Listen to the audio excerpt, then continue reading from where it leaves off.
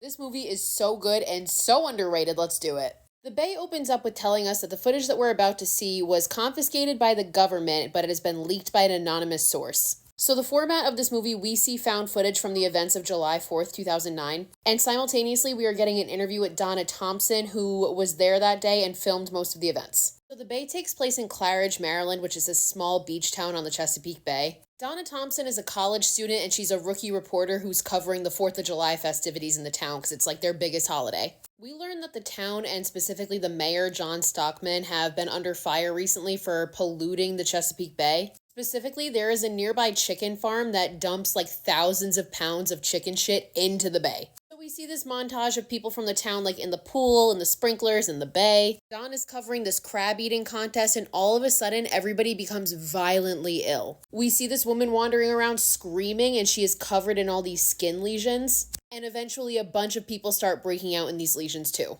So then we cut to the hospital and we meet Dr. Jack Abrams, who is the head doctor of the Atlantic Hospital. He starts seeing all these patients with these crazy like lesions and blister and has no idea what it is, so he contacts the CDC. So he's going back and forth with the CDC. At first they think it's some sort of viral outbreak. Meanwhile, back in town, we just see utter chaos. We get footage of a few different people, including this teenage girl, Jennifer. She's on FaceTime with her friend, showing her all of her rashes. We see footage of this other guy who shows his stomach, and it looks like something's like trying to get out of him. Like his stomach is moving. It's very unnatural and gross. Present day Donna, while doing this interview, keeps referencing the oceanographers. And we learned that a couple months prior to the July 4th incident, there were these two oceanographers who were studying the water in the bay. We see their footage and it's revealed that they actually discovered high toxicity levels in the water. So they start pulling fish out of the bay and they find that most of these fish are eviscerated from the inside out. And a big thing is that they're all missing their tongues, like their tongues have been eaten out. And they discover that there is these outbreak amongst the fish of these like tongue-eating isopods.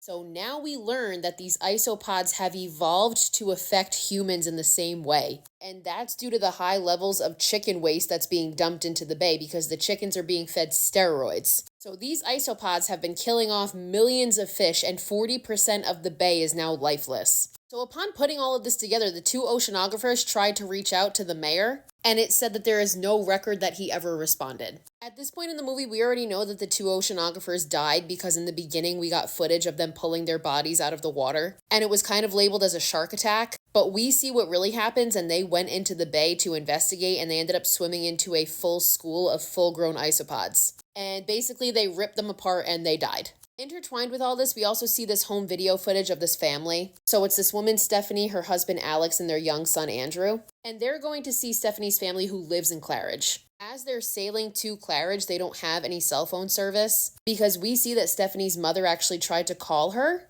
to tell her, me and your father are in the hospital. They have to amputate his leg and I have lesions too. So don't fucking come here, something is spreading. But of course, she never gets that voicemail and Alex, the husband, swims in the bay. We see some other footage of these two police deputies who answer a 911 call. One of the officers, Officer Jimson, goes inside the house and finds this family completely infected and dying, begging to be put out of their misery. We just hear the audio, we don't see what's happening inside, but it's utter chaos, and ultimately Jimson mercy kills the family. And then he also kills Officer Paul after Paul is bit by one of the isopods. Jimson is then confronted by Mayor Stockman and the sheriff. We see that Jimson is now completely covered in lesions and he kind of goes crazy and shoots the sheriff and kills him, and then turns the gun on himself. Stockman, the mayor, tries to flee in the car but ends up being hit by another car and dies. And there's words that come up on the screen saying he might have lived, but there were no emergency services available at the time. Meanwhile, everybody at the hospital is rapidly dying.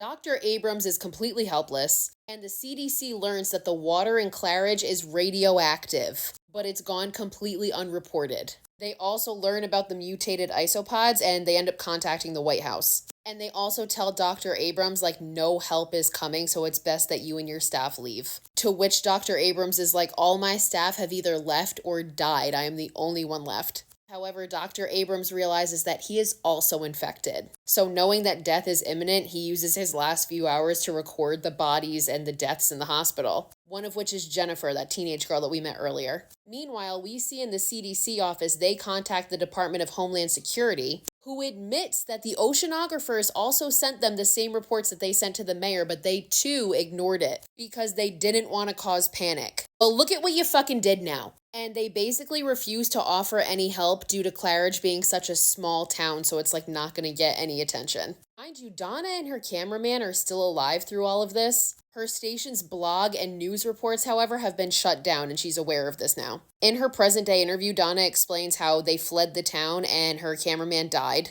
And she herself has not reported anything since the incident because she's like so traumatized from it, obviously. And then we see Stephanie, Alex, and the baby show up to town completely unaware of what's going on. And of course they show up and the town is completely deserted. And not only deserted, there are bodies littered all over the street. They go into this furniture store to regroup, but all of a sudden Alex starts screaming in pain and he feels something crawling under his skin, and sure enough, an isopod pops out of his fucking neck and he dies. And it's because he swam in the bay earlier. Stephanie is able to escape with the baby and they get into a cop car. However, before they're able to drive away, an infected woman pops up out of the back seat. It's a huge fucking jump scare. Stephanie pushes her off and manages to run away with the baby. In the present-day interview, Donna reveals that the government managed to kill off the isopods by dumping a ridiculous amount of chlorine into the bay. And they covered up the whole incident as a result of unusually high water temperatures that summer. They also confiscated all the video footage that everybody took, and they paid off the very few remaining survivors, including Donna. Donna tells us that Stephanie and her baby ended up surviving, but Stephanie did not want to take part in the film. And the movie ends with shots of people present day swimming in the bay, completely unaware of what lurks underneath.